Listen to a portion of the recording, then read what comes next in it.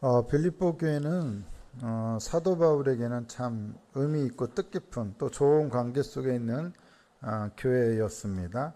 물론 사도 바울이 세운 많은 교회가 다 하나님께나 또 교회 설립자였던 바울 자신에게나 다 중요하지만 그 중에서도 빌립보 교회는 특별한 애정 관계를 나눈 그런 교회였던 것으로 보여집니다.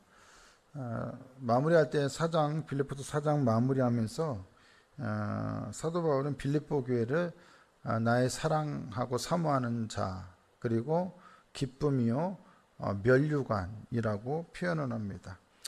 우리가 잘 알듯이 로마 교회는 바울이 세운 교회가 아니었고 고린도 전후서의 주인공인 고린도 교회는 바울이 세웠지만 고린도 교회의 문제는 바울의 사도권을 인정하지 않은 거였거든요. 굉장히 본인이 세운 교회인데도 본인의 사도권을 인정받지 못하는 그런 아픔이 있었어요. 근데 그에 비해서 빌립보 교회는 바울을 참 끔찍하게 사랑을 했던 것 같습니다. 바울이 감옥에 갇혔을 때 누구보다도 바울이 감옥 갇힌 것에 대해서 안타까워하고 그것 때문에 마음이 상했던, 그래서 바울에 대한 사랑을 적극적으로 나타냈던 교회가 바로 빌립보 교회입니다. 그리고 또 빌립보 교회가 특별했던 것은 바울을 위해서, 선교 사역을 하는 바울을 위해서 바울이 늘 궁핍한 상황이 있었을 거 아닙니까? 먹고 사는 문제가 다 해결되는 건 아니잖아요. 선교 사역.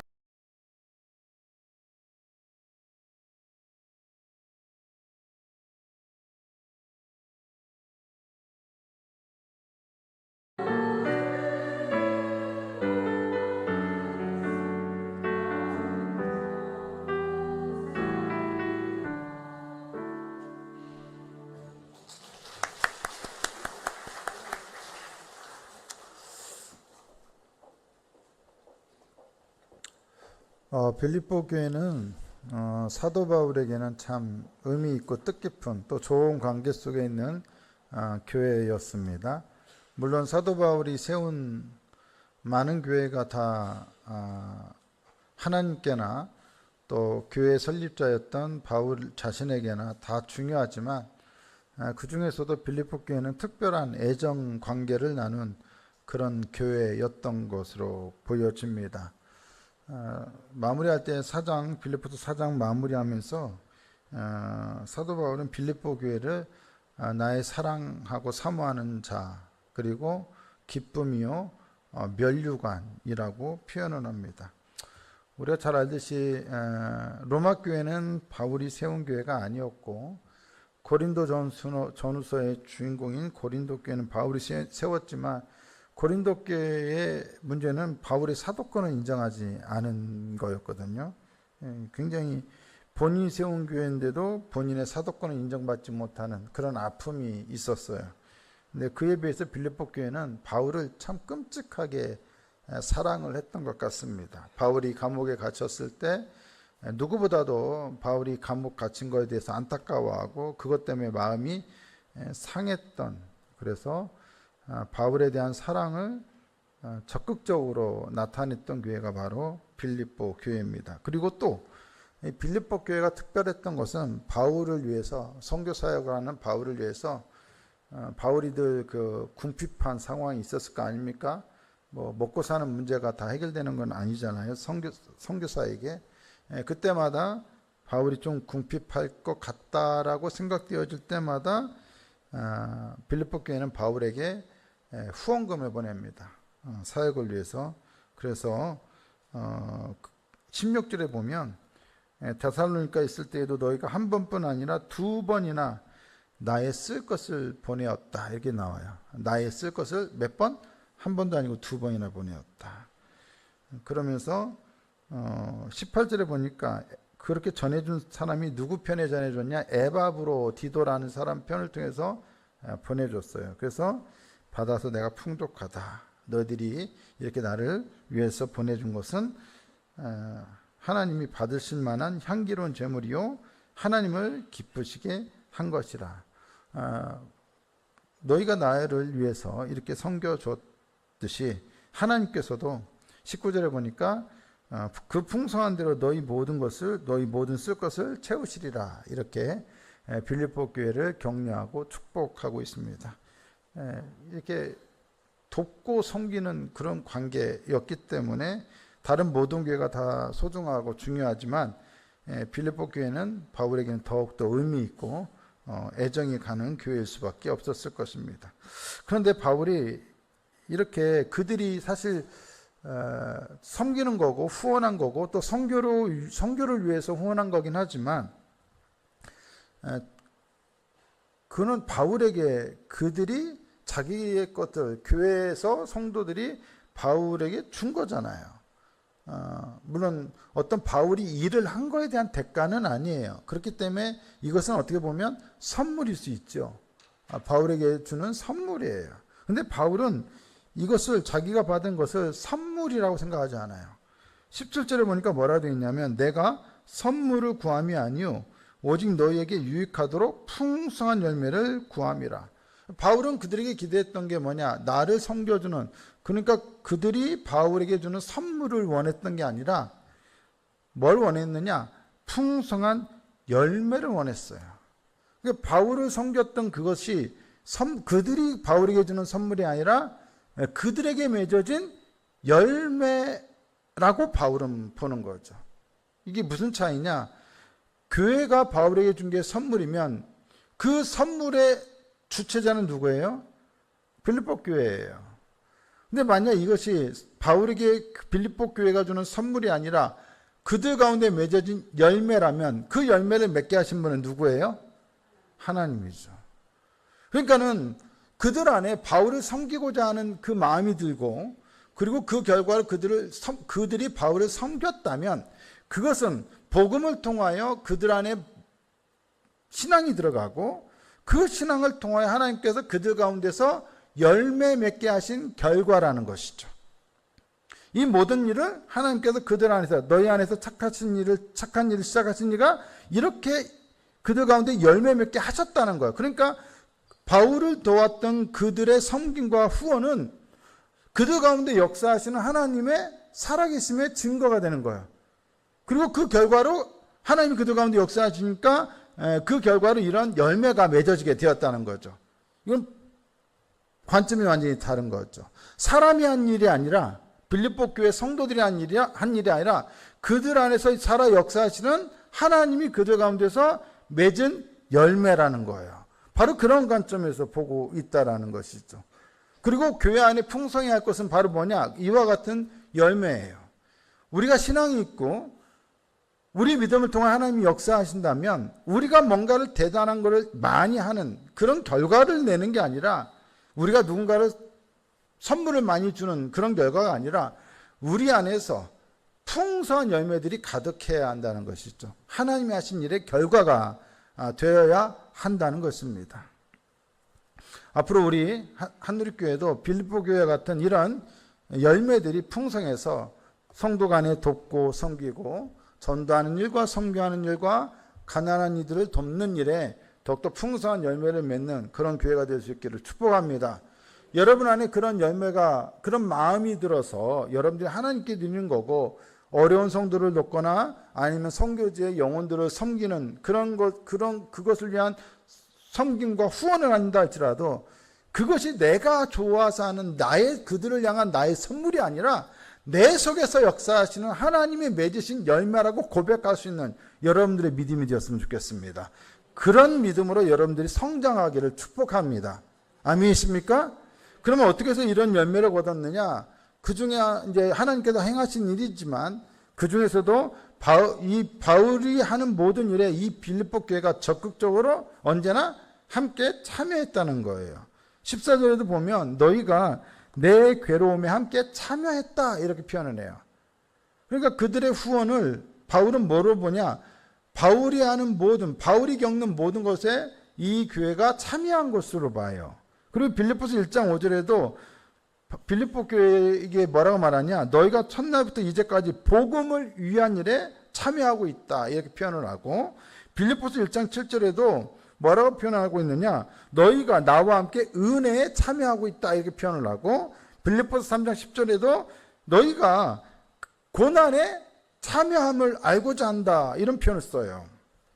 중요한 거, 이러한 열매를 맺기까지 어떤 일이 있었느냐? 빌립보 교회가 바울의 모든 복음 사역을 위해 참여했다는 거예요. 참여. 근데 여러분, 이 참여라고 하는 말로 번역된 이 말은, 이 헬라어 말은 코이노니아라는 말에서 왔어요. 코이노니아는 우리가 잘 알듯이 뭡니까? 교제라는 말이에요. 그러니까는 어떻게 보면 참여는 능동적이고 주도적인 행위잖아요. 주도적인 행위. 그리고 어떻게 보면 일방적인 행위예요. 내가 주도권을 갖고 참여한 거예요. 그죠? 참여는 그거예요. 근데 이 참여가 원래는 뭐다? 헬라어로는 교제예요. 근데 교제는 한 사람만 일방적으로 가는 게 아니라 뭐예요? 같이 하는 거예요. 쌍방간에 같이 하는 거예요. 바울의 일에 그들이 참여하면서 바울과 함께 교제를 이루어서 모든 복음을 위한 일에 함께 했다라는 거예요. 바울은 그렇게 이해하고 있는 거예요. 내가 주도적으로 하는 일에 그들이 빌립보 교회가 보조적으로 참여했거나 아니면 자기가 하는 일에 그들이 적극적으로 개입해서 그들이 주도적으로 했다, 이런 식으로 보지 않고 함께 교제를 이루면서 하나님의 일을 같이 했다고 보는 거죠. 그게 바울이 보는 관점이에요. 교회 일은 어느 누가 주도적으로 해서 거기에 누가 참여하는 이런 방식이 아니라 다 함께 어우러져서 교제를 이루어가는 가운데 함께 하는 겁니다. 아멘이십니까? 그래서 그 교제를 이루기 위해서 가장 좋은 교회 내에서 그 교제를 형성하고 함께 뭔가를 해나가기 위해 가장 좋은 게 뭐냐? 그게 뭐예요? 바로 구역이에요. 구역에서 구역 강사님과 구역장님들이 이끌어가는 가운데 구역 식구들이 함께 참여하는 거죠. 근데 그 참여는 뭐예요? 교제예요, 교제. 말씀을 전할 때, 구역 강사가 말씀을 전할 때 말씀을 귀를 쫑긋 세우고 듣는 것이 뭐예요? 교제예요.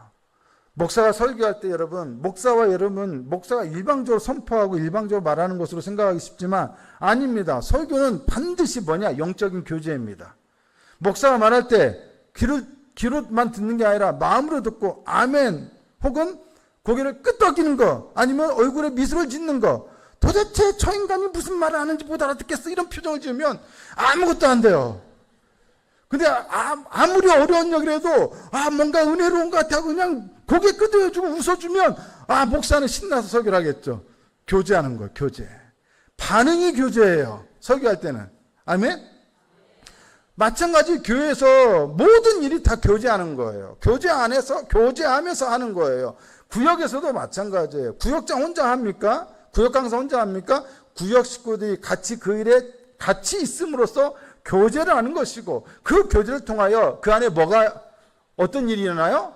빌립보 교회 같이 이 복음에 참여하고자 하는 열매를 맺게 된다는 것이죠. 교회 안에는 이러한 영적인 교제가 풍성해야 합니다. 그리고 그것을 위해서 가장 좋은 훈련의 장이 어디냐? 바로 구역이에요. 구역이거나 가정이거나 아니면 교육부서거나 기관이거나. 그러므로 소그룹이 일단 기본적으로 잘 이루어지고, 그리고 대그룹이 또한 그 소그룹의 기반 위에서 함께 교제할 수 있는 분위기가 형성이 되어야 돼요. 이렇게 할 때 그 안에 신앙이 성장하고 그 신앙으로 인한 어떤 열매가 맺어지게 되는 것이죠. 빌립보 교회는 바로 그러한 일들이 일어나고 있었다라는 거예요. 빌립보 교회는 처음부터 바울 사역을 뭔가 쌍심지를 켜고 바울을 의심의 눈초리로 바라보면서 바울이 뭘 잘하는지 못하는지 이렇게 보지 않았어요. 처음부터 신뢰하고, 어려울 것 같으면 물질로 후원하고, 뒤에서 서포트하고 기도하면서 바울이 하는 일이 어떻게든 아무리 거리가 멀어도 끝까지 바울을 지지했어요. 마음으로 지지해 주는 것도 뭐예요? 교제예요. 교제. 참여하는 거예요. 여러분, 이 시간에 지금 설교는 저 혼자 하는 것 같이 보이지만 여러분 참여하고 있는 겁니까? 교제하고 있는 겁니까? 그렇게 같이 교제하는 사람들이 있을 때 그 교회가 성장하는 것이지, 목사 혼자 뭐 잘 하겠지, 뭐 내가 은혜를 받든지 안 받든지, 뭐 설교 시간만 잘 마무리하면 되겠지, 아무것도 안 이루어져요. 아무것도 안 이루어져요. 교제 안에서 열매를 맺는 것입니다. 아멘이시죠? 그리고 그 교제 안에 결정적으로 어떤 코이노니아가 이루어지냐? 성령께서 같이 들어오셔 역사하시는 거예요. 말씀 가운데 우리 안에 교제가 이루어지면 성령이 우리 안에서 역사하시고 예수님이 주인으로서 역사하시고 하나님께서 역사하시는 거예요. 그럼 당연히 그 말씀 속에서 함께 말씀을 가지고 교제하는 가운데 성령의 역사가 이루어지고 놀라운 하나님의 크신 역사가 우리들 가운데서 이루어지게 된다는 것이죠. 아멘이십니까? 그러므로 마음을 열고 참여하고자 하는 마음, 교제하고자 하는 마음, 그런 마음으로 교회 일에 참여도 하고 교제하면서 함께 하나님의 일을 해나갈 때 아름다운 열매를 우리 가운데서 맺게 되고 빌립보 교회처럼 바울을 이렇게 적극적으로 돕는 일에 참여하게 되는 열매를 맺게 되는 것입니다. 우리 안에 선교를 위한 열매, 가난하고 어려운 이웃들을 돕고자 하는 열매가 많이 일어나려면 무엇보다 이와 같은 영적인 교제가 우리 안에서 풍성해져야 합니다. 그리고 그 교제의 핵심과 중심은 항상 뭐가 되어야 합니까? 인간적으로 친해지는 게 아니에요. 말씀을 가지고 영적으로 친해지는 거예요. 그리고 그 말씀을 가지고 이루어지는 교제를 통하여 성령께서 강력하게 역사하시게 되는 겁니다. 그런 교회가 성장하고 부흥하게 돼 있겠죠. 그런 교회 성도들이 더욱더 은혜 받고 많은 사람들이 예배 드리고자 올려갈 것이고, 그리고 은혜 받고자 올려갈 것이고, 그리고 뭔가 내가 교회도 잘 모르겠고 예수가 누군지도 모르겠는데 한번 교회나 나가볼까 볼까 하고 누군가의 인도를 따라서 왔던 그 사람일지라도 아무것도 기독교에 대해서 모른다 할지라도 뭔가 예배 드리는 가운데 뭔지 모르게 뭔가 함께 하는 것 같고 성령께서 함께 하시는 것 같고 하나님이 나와 함께 하시는 것 같아 라고 느끼면서 믿지 않던 불신자들도 이곳에서 함께 예배 드리는 가운데 그 교제에 붕덩 빠져들어서 어떻게 되겠어요? 하나님 살아계시구나를 깨닫고 돌아가게 되는 역사도 일어나지 않겠습니까? 아멘. 그런 의미에서 앞으로 말씀에 잘 참여하겠습니다. 말씀을 통해서 함께 교제하겠습니다. 이런 마음으로 특히 설교 시간에 교제에 참여하겠다는 심정으로 한번 미소 한번 활짝 한번 웃어주세요. 하하하하. 아멘. 자, 옆 사람하고 같이 말씀을 같이 듣는 사람도 나와 함께 교제하는 거예요. 지금 참여하는 거예요. 자, 손잡고 우리 열심히 말씀의 예배에 또 봉사에 헌신에 참여합시다. 특히 구역에 열심히 참여합시다. 아멘. 그렇게 될 때 복음에 합당한 놀라운 열매를 우리가 맺게 될 줄로 믿습니다.